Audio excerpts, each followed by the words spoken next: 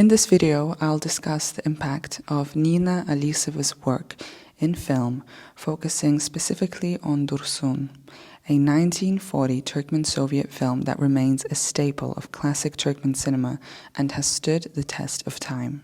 Nina Alisova was born on December 14, 1915 in Kiev, Ukraine, then part of the Soviet Union. She passed away at the age of 80 on October 12, 1996. Alisova had two children, Larisa, who followed in her mother's footsteps as an actress, and Vadim Alisov, born a year after Dursun.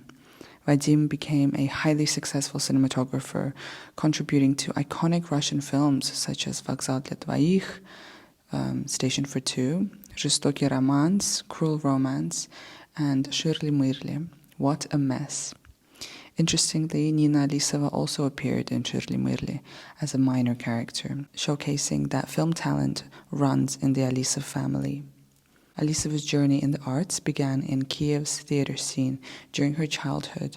She later graduated from VGIK, the prestigious Moscow Film School, and then debuting in Besperidanitsa in 1936 while still a student. After appearing in a few more films, she gained her breakout role in Dursun in 1940. This Russian-language film, a collaboration between Russian and Turkmen talent, earned Alisova the Stalin Prize of second class for her performance, cementing her status as one of the era's great actresses. Dursun remains a fascinating film to watch, and I've linked it in the description for those interested. After Dursun, Alisova starred in over 30 more films, but her role in this movie stands out as a significant moment in Turkmen cinema history. The representation of Turkmen stories in cinema has been severely underrepresented and has significantly declined over time. However, revisiting film history allows us to appreciate the stories and people who left their mark. During the Soviet era, Turkmenistan saw a surge in artistic expression, particularly in film, driven by figures like Alti Karliyev, a champion of immersive storytelling on stage and on screen. Another key figure in Turkmen cinema was Yevgeny Ivanov Barkov, a Russian-born director who had made a huge mark on Turkmen film history and Turkmen cinema because he directed Dursun. Dursun presents a powerful depiction of Turkmen women, opinionated, independent, brave, talented, hardworking, and compassionate. Casting the lead role required a naturally gifted actress, and Nina Alisova brought the character to life with remarkable authenticity. The film's enduring relevance lies in its feminist message. A woman has the right to pursue her dreams and achieve success, even if it means challenging societal norms and familial expectations, which is, to this day, still really infused in Eastern and Central Asian family dynamics. Casting Turkmen women in such bold roles was rare at that time. In films like The Decisive Step and Ayna, the female leads were played by Russian actresses too. Zhanna Smilyanska, who I've made a video about too, so you can watch that, and Antonina Rustamova, who I plan to cover too. Similarly, Alisova in Dursun seamlessly inhabited the role of a young Turkmen woman. Her transformation was so convincing that audiences could hardly tell she was not Turkmen. Nina Alisova's striking features, large expressive eyes, and a wide, flawless smile suited the black and white aesthetics of 1940s cinema. Her performance in Dursun showcased her range and solidified her as a standout actress of her time.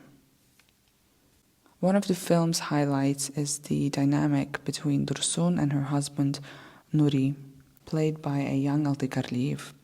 At that time, Karliyev was in his early 30s, just beginning his illustrious career as a filmmaker. His chemistry with Alisova is palpable, and his portrayal of Nuri is both compelling and layered. Nuri is a vivacious young man raised to be a leader, but his wife's rise to prominence challenges his traditional views. Dursun's success as a cotton picker and a community leader sparks jealousy and insecurity in Nuri, leading to tension in their marriage. This dynamic feels strikingly realistic even today, as it reflects the struggles of balancing personal ambition with societal expectations.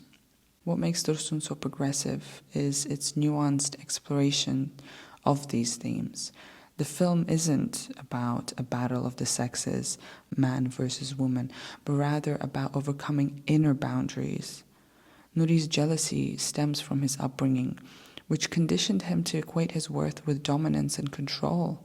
Dursun, on the other hand, faces the challenge of balancing her marriage and career, often finding solace only within herself, which is really, really difficult to do. Set in rural Turkmenistan, Dursun tells the story of a young couple navigating traditional gender roles. After Nuri wins a horse race and earns the title of Jigit, a brave and skilled equestrian, Dursun achieves her own success as a cotton-picking leader, joining the Communist Party's youth league. Her accomplishments overshadow Nuri's, triggering his fragile masculinity and causing him to lash out. Dursun, whose name translates to one who is steady and unwavering, defies expectations of docility and submission. She carves her own path, prioritizing her work ethic and moral integrity over traditional domestic duties. Her story challenges societal norms, highlighting the need for mutual respect and partnership in relationships. Ultimately, Dursun is about more than jealousy or gender roles. It's really a story of love, a story of resilience and self-discovery. The couple's journey, though fraught with conflict, ends on a hopeful note as they reconcile with the help of their community.